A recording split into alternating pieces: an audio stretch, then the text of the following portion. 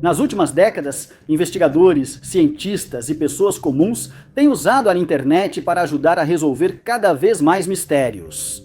Informações online podem ajudar a capturar rapidamente alguém logo após um crime, ou resolver um mistério de décadas que caiu no esquecimento. Número 10. Por quase uma década, um dos códigos mais misteriosos e não resolvidos veio de um bolso secreto de um vestido vitoriano. Só em dezembro de 2023 que os decifradores finalmente desvendaram o cifra do vestido de seda. A saga começou em fevereiro de 2014, quando Sarah Rivers Schofield postou em seu blog sobre um vestido antigo que comprou. O blog de Sarah era sobre roupas históricas, então a maioria das postagens tratava do tecido bronze, botões detalhados e alterações feitas. Mas a parte mais interessante da postagem foi o que foi encontrado dentro do vestido. Sarah achou 2 bolas de papel em um bolso escondido e inacessível enquanto usava o vestido. Pareciam ter passado pela lavanderia, mas dava para alisar o papel e ler o que estava escrito. A escrita não fazia muito sentido. Cada linha parecia ser composta por uma seleção aleatória de palavras que não se encaixavam. O autor também havia anotado quantas palavras cada linha continha.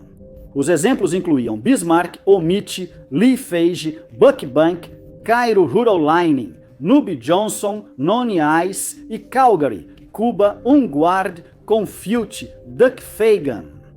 Parecia haver alguns padrões com uma 3ª ou 4ª palavra em cada linha, muitas vezes começando com a letra L ou a palavra substantivo, repetida em várias linhas.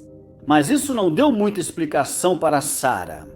Sua postagem rapidamente despertou curiosidade, com especialistas em criptografia ansiosos para desvendar o mistério.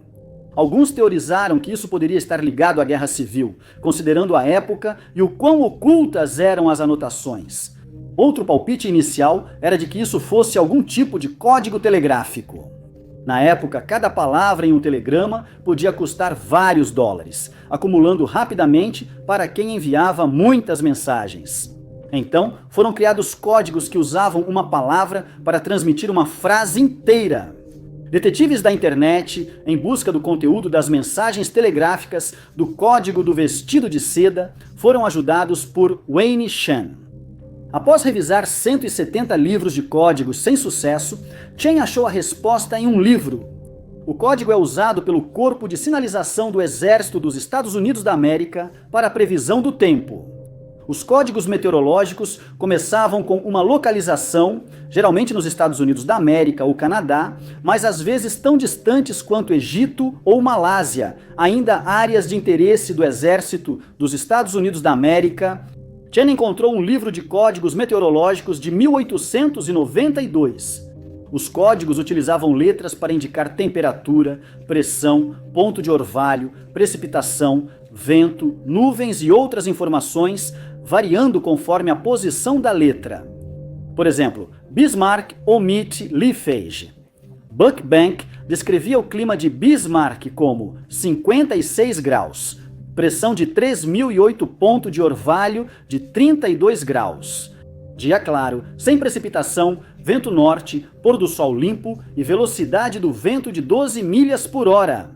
Apesar de menos empolgante que uma mensagem da Guerra Civil, a descoberta foi fascinante. Número 9. Em dezembro de 1966, um adolescente achou o corpo de uma mulher na vegetação em Tiburon, Califórnia. Levaria quase 60 anos para que o mistério da identidade da mulher fosse solucionado. Mas mesmo agora, exatamente como ela foi parar lá continua desconhecido. A mulher foi chamada de Jane Doe, do condado de Marin, enquanto tentavam descobrir sua identidade.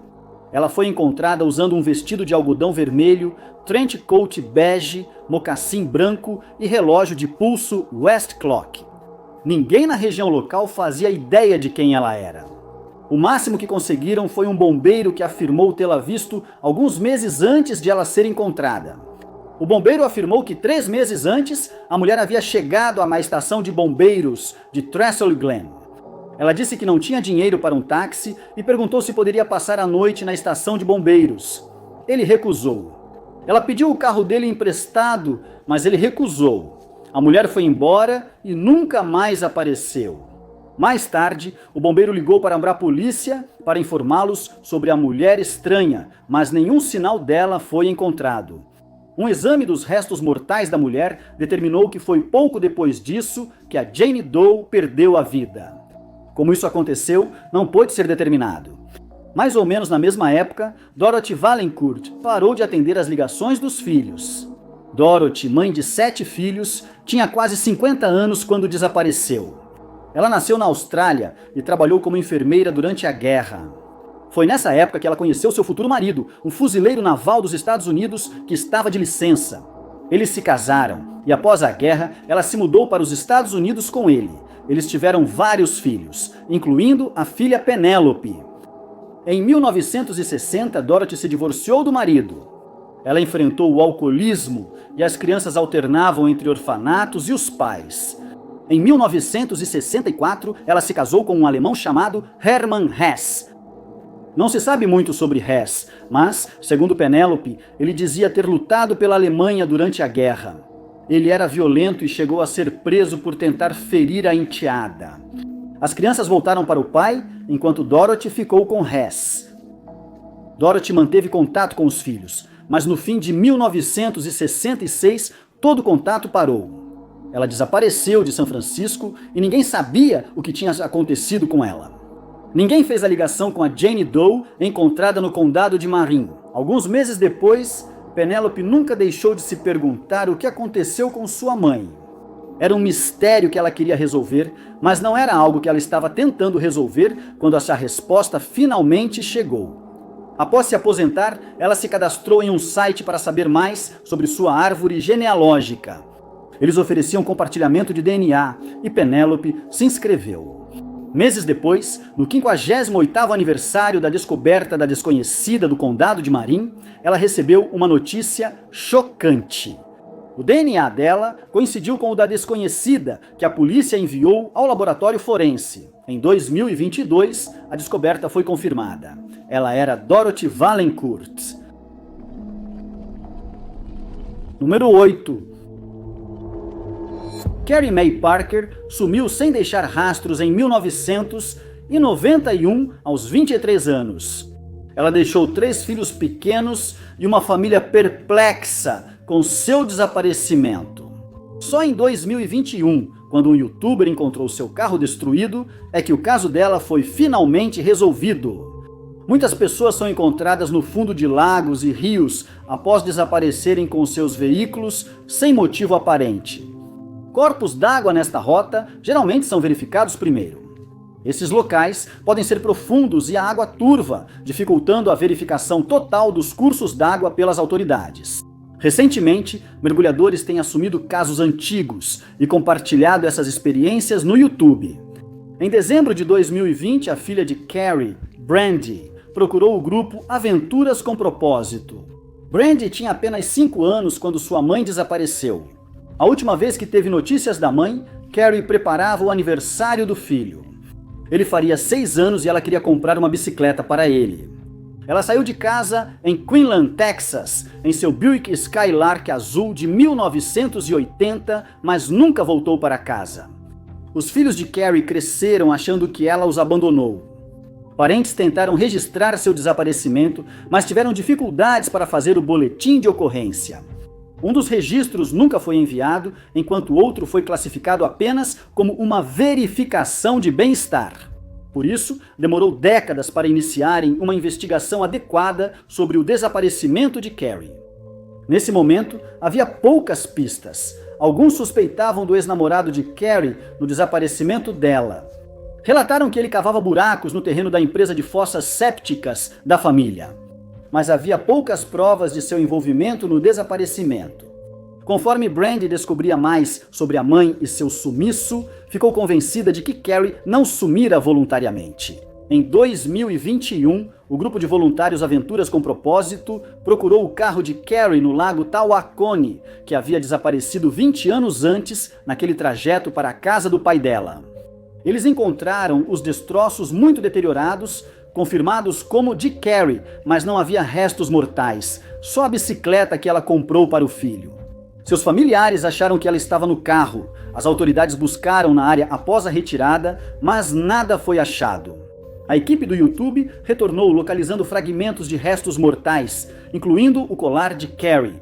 O DNA confirmou que os restos eram de Carrie. Em maio de 2022, isso trouxe um desfecho aos filhos ao confirmar que o desaparecimento foi um acidente trágico, não abandono. Número 7. Poucas coisas são mais assustadoras do que acordar em um lugar desconhecido sem lembrar quem você é ou como chegou ali. Essa foi a realidade de um homem que acordou em um parque de Seattle em 2009. Só com um artigo na internet, o mistério foi parcialmente resolvido. Em 30 de julho de 2009, o homem acordou no Discovery Park.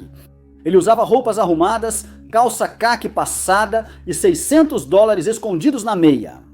Ele só tinha vagas lembranças de estar no parque nos últimos dias e não sabia quem era ou como chegou ali. Ele acenou para um motorista de ônibus que entrou em contato com as autoridades e o homem foi levado para um hospital local. Ele adotou o nome João Doe, enquanto a equipe do hospital tentava descobrir o que ocorreu com ele. João tinha algum tipo de amnésia, mas os exames não mostraram sinais de nenhum trauma físico. O mistério parecia ser causado por um raro caso de amnésia dissociativa. Ele começou a se lembrar de memórias aleatórias, mas nenhuma era particularmente clara e não pareciam se encaixar. Ele lembrava de ter morado em Paris, Xangai, Viena e estudado em várias universidades dos Estados Unidos da América. Muitas das memórias que João tinha eram traumáticas, incluindo a da esposa que faleceu após um aborto espontâneo. Isso foi muitos anos antes de ele acabar no Discovery Park, e não parecia ser a causa da sua amnésia. Mas isso pode ter tido consequências duradouras em sua saúde mental. O jornal local The Seattle Times cobriu a história de John Doe. A história surgiu em seu site e chegou a veículos de notícias chineses. Lá, um britânico reconheceu a foto de John Doe. Ele comentou na matéria do Seattle Times, identificando-o como Edward Lightheart, que morou em Qian em 2005. Outros comentaristas logo buscaram informações sobre Lightheart. Ele era muito educado, morou em vários lugares e John Doe lembrava que estudaram nas mesmas universidades. Lightheart, com 53 anos, levava uma vida muito interessante. Ele se formou como chefe, estudou francês na universidade e lecionou inglês na China. A notícia acabaria chegando à família e aos amigos de Lightheart, incluindo uma irmã afastada que morava em Las Vegas. Segundo a irmã, Lightheart morou com ela por cerca de 1 ano e meio. Ele queria trabalhar no exterior novamente e não ia se contentar com um emprego na região. Isso a frustrava, pois ela não ajudava a pagar o aluguel. Lightheart saiu de repente em julho, deixando para trás todos os seus pertences, inclusive o computador. A irmã disse que era comum Lightheart deixá-la por 8 ou 10 anos antes de voltar. Ela tentou registrar boletim de ocorrência de desaparecimento, mas não conseguiu. Ela disse que Lightheart teve problemas emocionais por um tempo.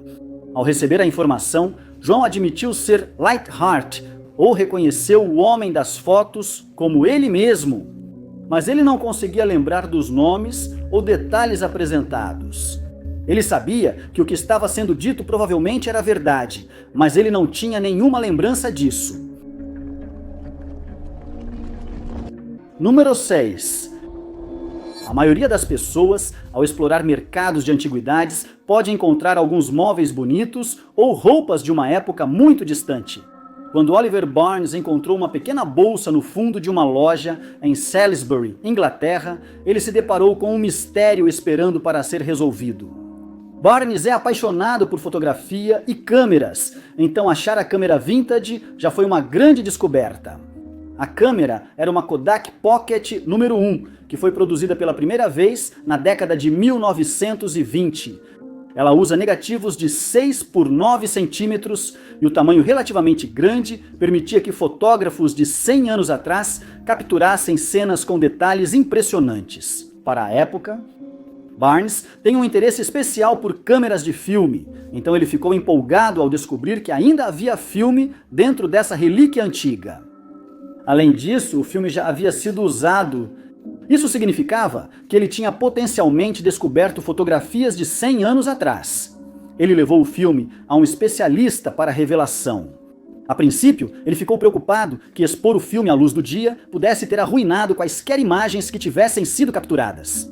Esse filme é muito sensível à luz e várias fotos históricas já foram arruinadas assim. Felizmente, a curiosidade de Barnes não causou nenhum dano e o filme pôde ser revelado corretamente. O especialista achava que o filme era de um tipo surgido apenas no fim dos anos 1950.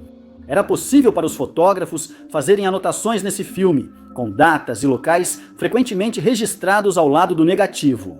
Mas infelizmente não foi o caso. Barnes ficou com fotos cativantes tiradas por volta de 1950, sem saber onde ou quando foram feitas. Duas das fotos mostravam dois formandos em pé em uma ponte, olhando para o horizonte. As fotos mais intrigantes mostravam uma multidão reunida em uma rua normalmente comum. Barnes compartilhou as fotos no Facebook na esperança de que alguém pudesse resolver o mistério.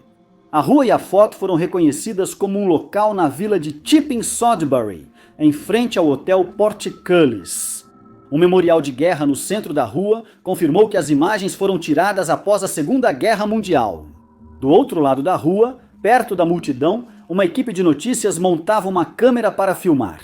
Um comentarista observou o que parecia ser um carro com motorista particular e sugeriu que isso poderia ter sido uma visita real de algum tipo, ou possivelmente uma visita do prefeito.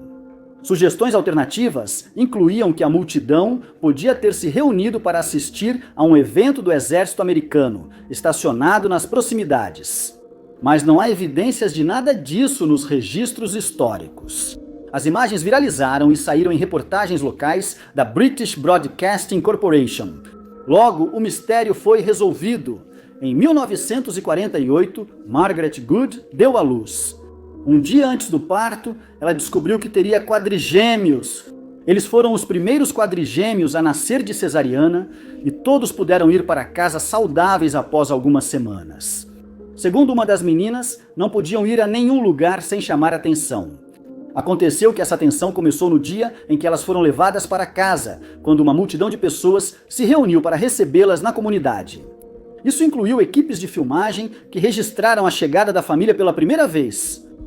A informação solucionou o mistério das fotos da multidão, mas ainda havia homens não identificados na ponte. O local foi identificado como St. Andrews, na Escócia, mas os homens nas imagens ainda são um mistério. Número 5. A internet ajuda a resolver mistérios além de apenas crimes. Em 2004, um vídeo no YouTube ajudou cientistas a resolver um enigma de décadas sobre euglenoides.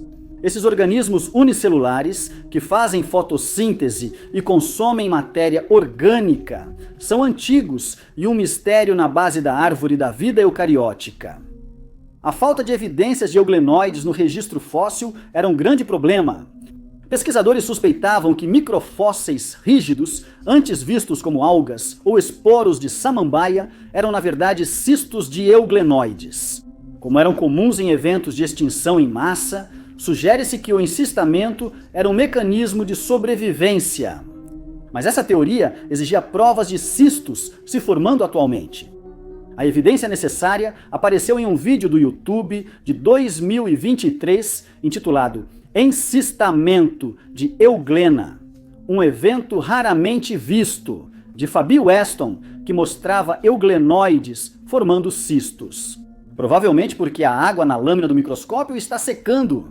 Este vídeo deu aos cientistas a prova exata para confirmar a identidade dos microfósseis. Resolver o mistério desses fósseis foi um passo crucial para entender o lugar dos euglenoides na árvore da vida e sua sobrevivência a longo prazo. Número 4. Joanna Pekka segurava seu bebê nos braços quando alguém se aproximou do carro onde ela estava sentada e tirou sua vida. Foram necessários mais de 3 anos e um vídeo no TikTok para que a suspeita do crime fosse finalmente capturada. O crime ocorreu logo após as 17 horas e 30 de 31 de julho de 2021. Joanna, mãe de 2 filhos e 27 anos, havia se separado recentemente do ex-namorado Benjamin Williams. Eles tinham um filho juntos que tinha apenas alguns meses de idade. Ele enviou mensagem para Joanna pedindo um encontro no cemitério Woodland Memorial Gardens, em St. Petersburg, Flórida, para ver a criança. Foi um pedido estranho, mas a irmã de Williams estava enterrada nesse mesmo cemitério, então Joanna presumiu que era apenas um local conveniente para ele. Ela chegou. Seu filho de 4 anos, de outro relacionamento, estava no banco de trás do carro. Joanna tinha tirado seu bebê do assento e o estava segurando quando alguém se aproximou da janela. Testemunhas ouviram um disparo e correram para o local. Descobriram que Joanna foi atingida por vários tiros, mas nenhuma criança ficou ferida. A pessoa responsável fugiu do local antes que a polícia pudesse chegar. A polícia procurou por evidências de quem poderia ter cometido um crime tão horrível. Ao analisar o celular de Joanna, rapidamente encontraram as mensagens de Williams. Ele virou o principal suspeito, mas já não estava em lugar algum para ser encontrado. O caso rapidamente atraiu a atenção da mídia. Joanna foi descrita como uma mãe amorosa e uma pessoa confiável. De acordo com a própria mãe dela, ela adorava brincar com os filhos e tinha um sorriso que faria muita falta. A recompensa por informações aumentou com o tempo e o crime chocante apareceu nas notícias locais e em um programa de televisão, Em Busca com John Walsh. Um ano após a morte de Joanna, esperava-se que a atenção extra ajudasse a polícia a resolver o caso. Williams foi descrito como armado e perigoso. A família de Joanna estava especialmente assustada, pois agora cuidava dos filhos dela e temia que ele pudesse tentar fazer algo contra eles. Williams também era considerado uma pessoa de interesse em vários outros crimes, incluindo casos em que pessoas perderam a vida. Os detalhes desses crimes não foram divulgados pelas autoridades. Apesar dos apelos, não havia sinal do homem procurado.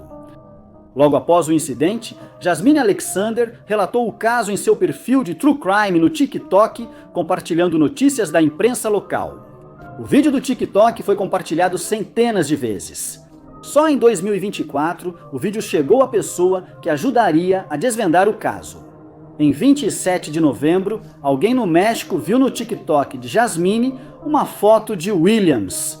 Ele tinha cabelo curto e barba, mas a testemunha tinha certeza de que o rosto se parecia com o de um homem. Eles sabiam que esse homem tinha dreadlocks, mas tinham certeza de ser a mesma pessoa. A testemunha contatou a embaixada no México e alertou as autoridades sobre o indivíduo.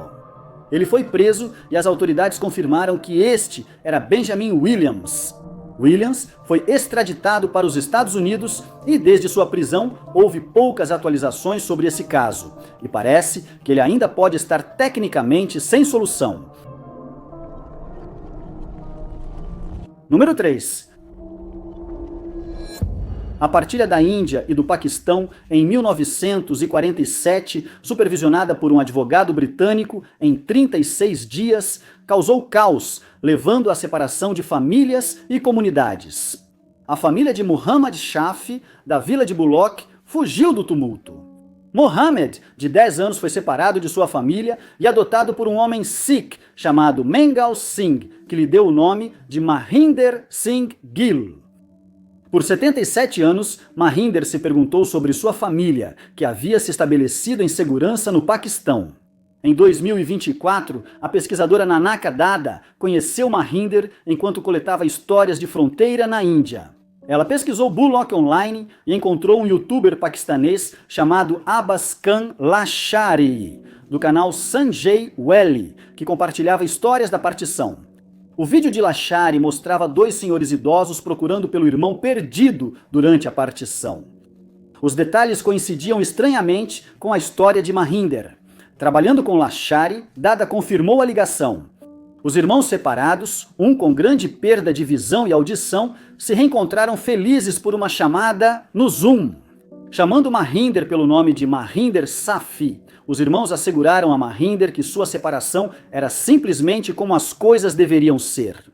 Embora o mistério tenha sido resolvido, as tensões persistentes entre Índia e Paquistão dificultaram um reencontro presencial, embora a família mantenha a esperança de que um dia eles serão reunidos. Número 2. A recuperação da pintura Mulher Ocre, de de Kooning, em 2017, foi um dos maiores crimes artísticos da última década. Mas também ajudou a resolver um mistério mais obscuro depois que um detetive da internet investigou algumas das outras pinturas encontradas no local. Quando Rita Alter faleceu, seu sobrinho contratou uma empresa para limpar a casa dela.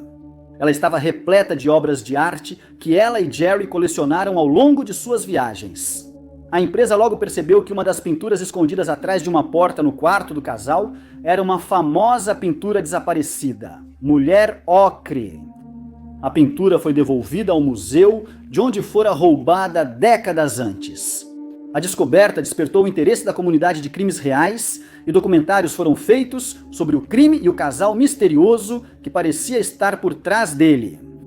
Após a descoberta, o FBI examinou as outras obras de arte na casa altar. Confirmaram que nenhuma estava no banco de dados de obras de arte roubadas e 3 peças foram leiloadas. Mas para um detetive da internet, isso parecia estranho. Lou Schachter ficou fascinado com o caso da Mulher Ocre depois de ver sua moldura vazia no museu de onde ela havia sido roubada. Ele acompanhou o caso de perto e queria saber mais sobre o casal altar. Ele achava que as peças leiloadas podiam ser roubadas. As peças eram 2 pinturas, vendidas como paisagem de outono, um índio e um cocar de guerra. Schachter não encontrou nenhum registro de roubos de pinturas com esses nomes. Na verdade, ele não conseguiu encontrar muitas informações sobre as pinturas, mesmo sabendo quem eram os artistas a quem elas eram atribuídas. Ele suspeitou que elas foram vendidas com outro nome. Com o Google Lens, Schachter fez uma busca reversa de imagem e achou menções à paisagem de outono em um site de pôsteres. Lá, a pintura estava listada como Aspens Looking Up Aspens, de Victor Higgins. Isso o levou a um livro de arte no Internet Archive, que revelou que a pintura pertencia à Hardwood Foundation em Taos.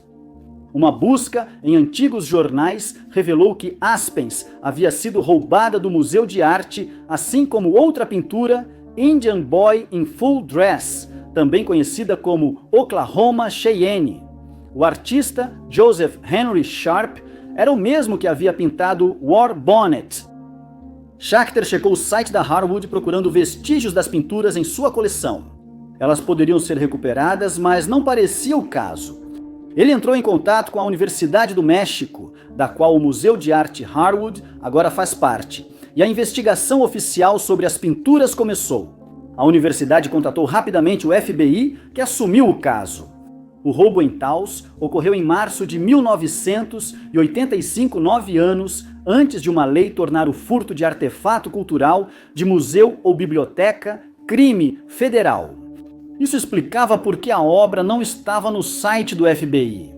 De acordo com uma reportagem de jornal da época, um homem de capa de chuva preta simplesmente entrou no museu, tirou as obras da parede e saiu novamente. A simplicidade do crime lembrava do roubo da Mulher Ocre. O FBI conseguiu rastrear quem comprou as 2 pinturas em leilão. E Aspens e Indian Boy in Full Dress, mais conhecido como Oklahoma Cheyenne, foram devolvidos ao Museu Harwood, encerrando um mistério de 40 anos. Número 1. Em 21 de maio de 2016, um fazendeiro em Green Bay, Wisconsin, fez uma descoberta horrível. Deitado em uma área arborizada em sua propriedade, estava o corpo de uma jovem que havia sido brutalmente atacada. O corpo foi rapidamente ligado a um boletim de desaparecimento feito naquele dia, mas a solução do caso não foi simples. O corpo era de Nicole van der Heijden, de 31 anos na época. Nicole era mãe de 3 filhos e lembrada por amigos e familiares como uma luz. Na véspera de encontrarem o corpo, Nicole saiu com amigos e seu namorado, Doug. Doug era o pai do filho mais novo de Nicole, que era apenas um bebê na época. O grupo foi ao bar Watering Hole e ouviu música ao vivo. Nicole não costumava beber, mas naquela noite abriu exceção e se divertia. Doug reencontrou amigos da escola e conversava com eles. Quando o grupo original decidiu ir para outro bar, Doug disse que iria depois de terminar a conversa e Nicole foi para o outro bar. Após 15 minutos, Nicole ficou frustrada porque Doug ainda não havia se juntado a eles. Ela mandou várias mensagens e Doug acabou parando de responder. Quando outro amigo ligou, Doug atendeu na hora, deixando Nicole ainda mais irritada. Nicole saiu do bar por volta das 23h45. Uma amiga tentou convencê-la a esperar, mas Nicole recusou e foi embora sozinha. As câmeras de segurança mostraram Doug e um amigo chegando mais tarde, mas nesse momento, Nicole e o resto do grupo já tinham ido embora. Depois de dirigir para lá e para cá por um tempo, procurando por Nicole, o amigo de Doug o deixou em casa. Ele deixou a babá ir embora, verificou o filho e depois foi dormir. Na manhã seguinte, não havia sinal de Nicole. Ele presumiu que ela tinha ficado com amigos, mas quando ela ainda não havia retornado naquela tarde, Doug avisou a polícia. Nesse momento, o corpo dela já havia sido encontrado. Doug foi inicialmente o principal suspeito. A suspeita se confirmou quando encontraram evidências do outro lado da rua da casa dele. Havia sinais de luta e evidências de que alguém havia se ferido gravemente. Um vizinho achou um fio de telefone compatível com os hematomas no pescoço de Nicole. Parecia um caso fácil, mas os dados do Fitbit de Doug mostraram que ele não poderia ser o responsável. Ele ficou em casa após dispensar a babá e registrou só uma dúzia de passos naquela noite. As evidências de DNA encontradas no corpo de Nicole também não correspondiam a Doug. Pertenciam a um homem desconhecido. Os dados foram enviados à polícia e, felizmente, encontraram uma correspondência. O DNA era de George Steven Birch. Algumas semanas após o ataque a Nicole, Burt esteve envolvido em um caso de atropelamento e fuga. Ele entregou seu telefone à polícia para provar seu álibi, e eles clonaram o aparelho como parte da investigação. O aparelho deu informações valiosas à polícia no caso de Nicole e estava vinculado a uma conta do Google. Com o painel online do Google, a polícia rastreou os movimentos de Burt naquela noite. O registro online mostrou que ele dirigiu até a casa de Nicole na noite do ataque. Ele ficou lá por cerca de 15 minutos antes de dirigir até o local onde o corpo dela foi encontrado. Em seguida, ele foi até onde a polícia achou os pertences de Nicole e depois voltou para casa. Burt admitiu ter levado Nicole para casa naquela noite. Eles se encontraram em outro bar e flertaram um tempo fora da casa dela. Ele disse que Doug os achou, atacou Nicole e o obrigou a ajudar a esconder o corpo. As evidências de DNA, assim como os dados do Fitbit de Doug, provaram que isso não era verdade. Burt foi considerado culpado por tirar a vida de Nicole e condenado à prisão perpétua. Muito obrigado por assistirem, pessoal. Se vocês gostaram deste vídeo, não esqueçam de clicar no botão de curtir. Não se esqueçam de se inscrever e ativar o sininho para acompanhar nossos próximos vídeos. Meu nome é Top 5 Desconhecidos. Até o próximo vídeo!